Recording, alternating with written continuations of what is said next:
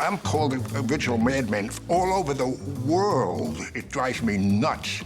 You know, I'm not Don Draper. And second of all, I was much better looking than Don Draper back then. He was the rock star kind of our era. He acted like one. He was terrific. He was fabulous. When you see advertising, your eyes should tear up, you should grab your throat, your ears should explode, and you should almost pass out. The campaign I did for Braniff was When You Got It Flaunted, which is a line I learned from the Bronx. A line was always like, if you got it flaunted, you know. Braniff International, When You Got It Flaunted. It was a campaign of odd couples. Andy Warhol with Sonny Liston, Rex Reed and Mickey Rooney, Whitey Ford with Salvador Dali. Like to be on time. Thanks for flying Braniff, fellas. When you got it, London. Why fly white bread when you could fly in an airline where Satchel Paige is sitting next to Dean Martin Jr.? Thanks for flying Braniff, men. When you got it, flaunt it. Drink your sarsaparilla.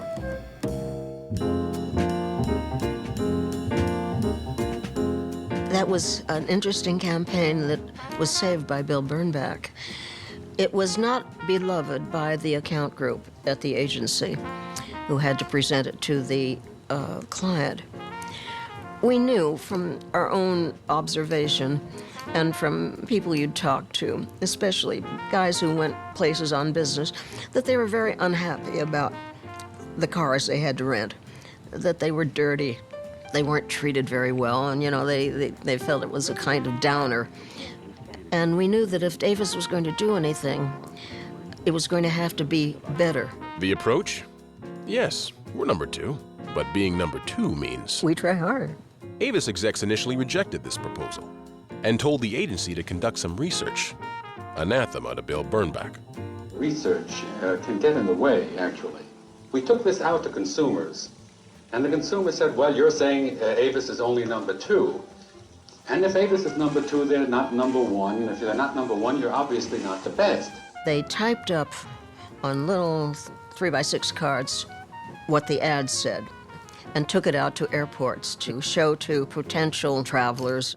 The airport sample showed that only 50% would try Avis. The DDB account group was ready to junk the whole idea. And Bill said, what about the other half? And that idea that you're never going to get 100% of everybody anyway, but if you 50% of them did like it, hey, there was something to go with. Most organizations would have said that this is a dangerous campaign to run. However, we went ahead with it. The campaign was outrageous. Who in business would ever admit to being not the first? It sort of went against the whole notion of businesses had to be number 1 or there weren't anything, or you had to brag. And this kind of inverted bragging, in a way, just was not comprehensible. And I think that's why it made such a mark, because it was not the usual. Unusual and a huge success. As a result of Avis getting to the point which, in their brilliance, established a criteria for renting a car. They said, look, you should look for a car, where the gas tank is full, the windshield wipers work, the car is clean, there are not cigarette butts all over the place. The fact is that they articulated a standard, and so that's what worked. Though still number 2, Avis turned a profit for the first time in 13 years. Hertz felt it very keenly. They did not do anything that was comparable. Let Hertz put you in the driver's seat. After years of taking the higher ground, Hertz finally shot back. Well, they've come out with number 2 says he tries harder than who? And his long copy on how he tries harder.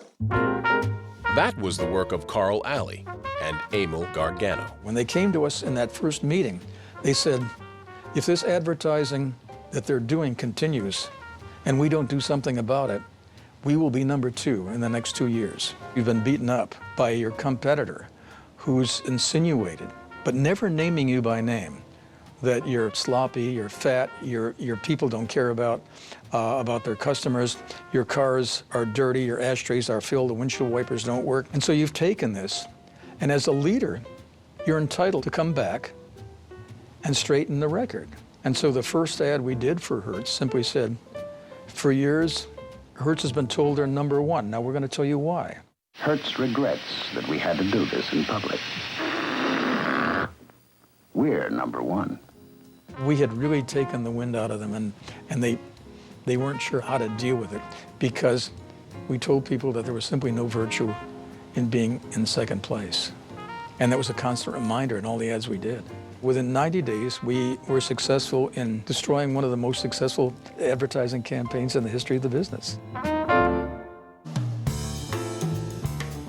We were fearless. We were utterly fearless. We knew we were God's gift to advertising. Oh, we knew we were special.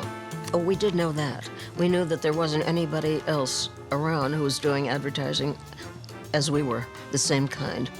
I had chutzpah. I told the client he was wrong. And I said, this is what you should use. We have the beefaroni. It's made with macaroni. Beefaroni's really neat. Hooray for beefaroni. 30 years later, it was still on the air. Bill Bernbach's flock spread their wings, started their own agencies, trusted their guts, and followed Bernbach's practice of standing up to clients. He was great with clients. He took chances with clients. He had the courage to speak up to a client if the client disagreed. George Lois excelled at pushing back. When his new agency, Papert, Koenig & Lois, was hired by Xerox, the company was looking for a print campaign in business magazines. The agency had a different, bigger idea. What do you want to do is make Xerox culture famous all over the world immediately. So we produced a commercial with the little girl going to her father's office, and he said, make a copy of this, please. And she toddles off very stylistically, and she gets to the machine. Very little girl, and she lifts the flap, she makes a copy, and then she thinks, oh, I got an idea, and she lifts the flap again, and she has a doll, and she makes a copy of the doll, and she comes back, and he says, terrific, which was the original, and she says, I don't think I forget. I forget! So he produced a commercial, ran it. Then the agency took on the Federal Communications Commission. He got a call from the FCC who insisted that a little girl couldn't make a copy that easily. So they reshot the commercial with a twist. They shot the exact same commercial, except instead of a little girl, I used a chimpanzee. Chimp shows up, and her father says, make a copy, please. And he goes off, made the copies easier, quicker and easier than the little girl did. The little girl took a little teaching. Everybody thought Xerox was an antifreeze until that commercial. The Xerox and Office copiers. Were women really treated like second-class citizens? And did you guys actually have 3 martini lunches every day? Was there all that much sex in the office? The answer to all 3 questions is unequivocally yes. My agency was probably as wild as it could get because I didn't really get to go to college. So my agency was my fraternity house. And it was wild, but we turned out good advertising and great advertising. And we sold products and we managed in front of the clients to try to appear to be fairly straight, but behind the scenes, oh my God. A lot of men that I know went out for lunch every day and had 3 martinis. We would walk in, and as the bartender saw us, he would grab the shaker and shake the martinis and pour them out. Then we would start to look at our menu, and by that time, it was time for a second martini. By the time the food arrived, we were on our 3rd martini. Sex was in the air. People sort of breathed it. Take it off. Take it all off. The libido quotient, shall we say, was very high. Receptionists were hired on the basis not of their skills, but of their sexiness. It was really the senior men who had the most extramarital affairs. And the reason for that is several-fold. They had private offices with doors that closed. Carl Alley was congenitally horny. I mean, the cleaning women were not safe at night when he worked late. We had a cleaning lady who probably could have ruined the agency. She vowed never to open doors after 6 o'clock. Fending off unwanted advances was something you learned to do on your own. The term sexual harassment hadn't entered the vocabulary yet. There was no such thing as human resources. It's hard to imagine how human resources would have dealt with Jerry Della Femina's annual holiday contest in the 70s. It was the best kept secret. And the contest was very simple. Everyone got a phone list, and they got to vote for the person of the opposite sex they most wanted to go to bed with. Male winner of the first prize and the female winner of the first prize got a night free at the Plaza Hotel on the agency. But again, it was our secret, it was fun. The 1960s was an era of revolution.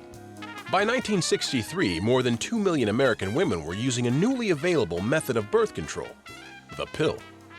It was the era of the hippies and flower power and tune in, turn on, drop out. And so I think women were beginning to say for the first time, I can have sex too. We were young, we were wild. We made Mad Men look like Rebecca of Sunnybrook Farm. And yet, the word got out. You had all of these big old-time agencies, kind of country club agencies in a way, like J. Walter Thompson, BBDO, big white shoe agencies with their old-time clients and their old boy networks, and in some ways they're very stodgy, very predictable advertising. Women come very slowly. Paula Green's claim to fame was writing one of the greatest lines of advertising in the 1960s and one of the biggest business building slogans ever invented. Even so, Green had to fight to be heard. I was sitting in a meeting with the art director, a man, the account man, a man, with the clients, 2 or 3 men, and we were talking about doing laundry. And they talked. I finally had to say, you guys, I am the only one here who has ever done a laundry, and you won't even listen to me. And the response was incredible. The client looked around and said to me, virtually snarled, "You sound like my wife." Women largely worked on beauty accounts and department store accounts, and that's how they got access to the business. Women were sort of segregated as copywriters in the accounts that we could handle. No women were allowed to work on automotive, for instance, because men figured we didn't know how to drive, so we couldn't possibly write automobile advertising. And we weren't allowed to work on liquor or beer, because those were the products men used to seduce us, and so we weren't allowed to work on those either. So we worked on accounts that were considered women's accounts, like food and beverages, and I worked on beautiful accounts like Drano drain pipe opener and Vanish toilet bowl cleaner. All the pretty accounts were mine. The American life was built around having a mother at home with the children and a father who worked. There was this cult of perfect families, nuclear families, this cult of motherhood, this cult of, you have 7 children, so therefore you need a better Maytag. Well, when I see the commercials today, when I look at a Maxim commercial that I wrote for Patricia Neal, and I hear the words that I wrote. I use Maxim because I think it's excellent. But more important, my husband thinks so too. I go, how could I have written things like that? But those were the days when husband-pleasing was very important, and women bought products from coffee to beer because it pleased their husbands, or they thought it did. We were very forgiving because we were so thrilled to be admitted into this man's world. We didn't care if we were in this ghetto of women's products. We genuflected before the men who were running everything.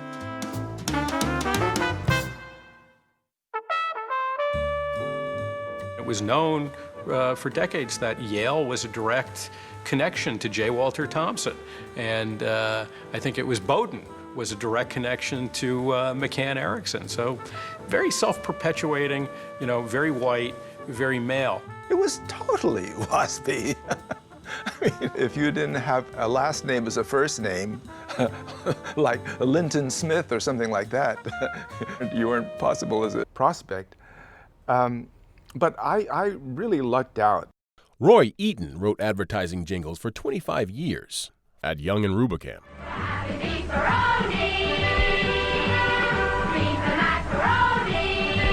Benton and Bowles. You can trust your car to the man who wears the star, the big, bright Texas Coast Star. And his independent company, Roy Eaton Music. Here come the coffee beans that make U-Ban the world's richest coffee. I wrote a jingle for U-Ban Coffee where the slogan was deep, dark, delicious U-Ban. And to me, that said Nina Simone. I wish I could share all the love that's in my heart. And I wrote a song for her. It went, deep, dark, delicious U-Ban. And she sang it. I recorded it with her. But when the client heard it and he said, is that a man or a woman? Or, she's black? Oh, no, we can't do that. There was never a black on any commercial that I wrote. Get together with love, love. It keeps on happening and happening. I had to accept the fact that, okay, this is your day job. You're working in a white world, and this is what's called for. So, in effect, live with it.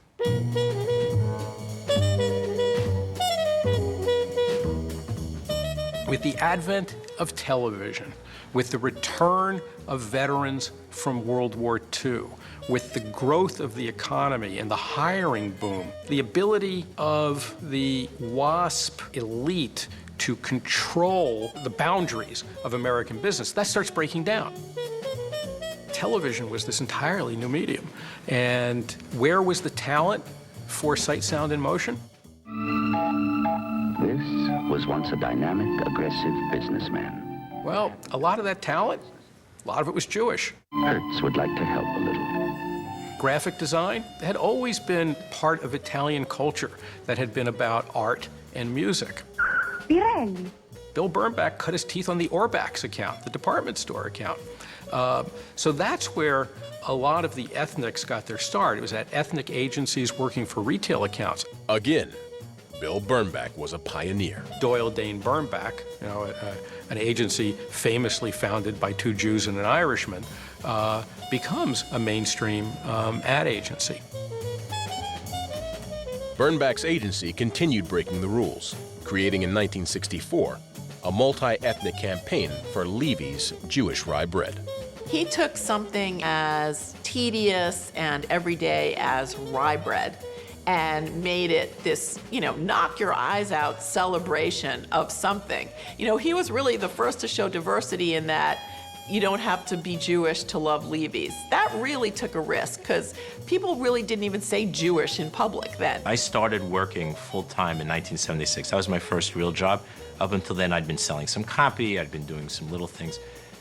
And for the first time in my life, I heard the expression, you wouldn't be comfortable. I remember thinking, like, what wouldn't I be comfortable with that? I'd never experienced that before. And then finally it dawned on me after I've heard it more than once. So what they meant was that on that particular account, in that particular configuration, someone who is Jewish wouldn't fit in.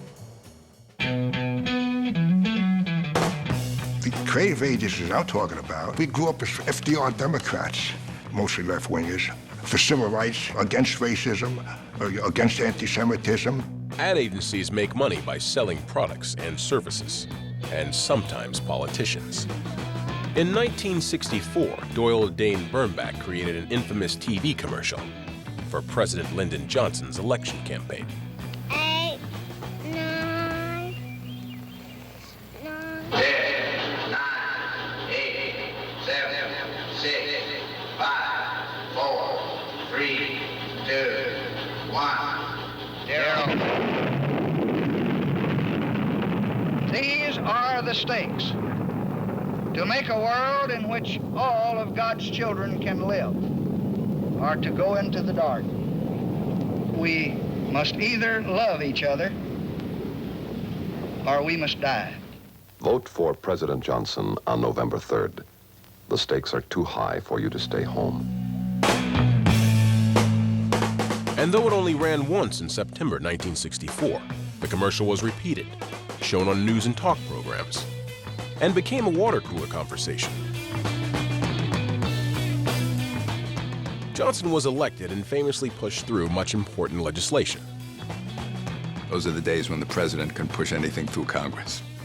Highway safety was in the air at that time.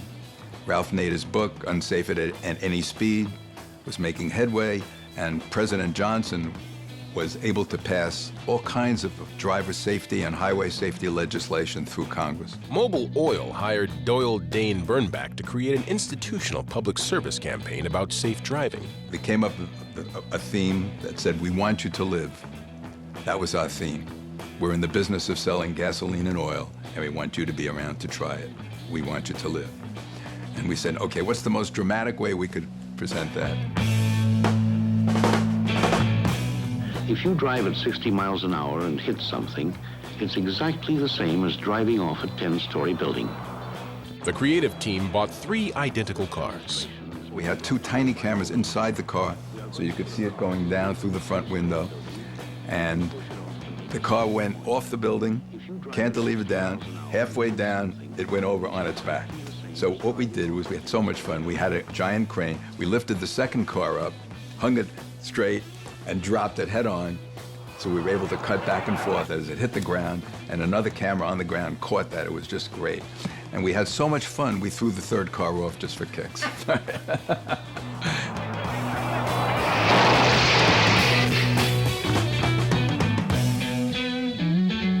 While Lyndon Johnson had been elected as a moderate on the Vietnam War, his administration escalated it, and the anti-war movement gained steam. One of its leaders, a senator from Minnesota, Eugene McCarthy, challenged the president. The McCarthy campaign turned to DDB for help. I was always marching in the peace marches, and my wife and I together, we'd be very much involved with the anti-war movement, and Bernbach was a guy who was sympathetic to that. I ran this ad, full page in the New York Times. It was very shocking. It says, "For what? We'll tell you for what. For nothing and less than nothing. For men in high places who aren't big enough to admit to themselves that they've made a terrible mistake. The time has come for the quiet, long-suffering citizens to stop stewing over Vietnam and start boiling. The first step, Johnson must go."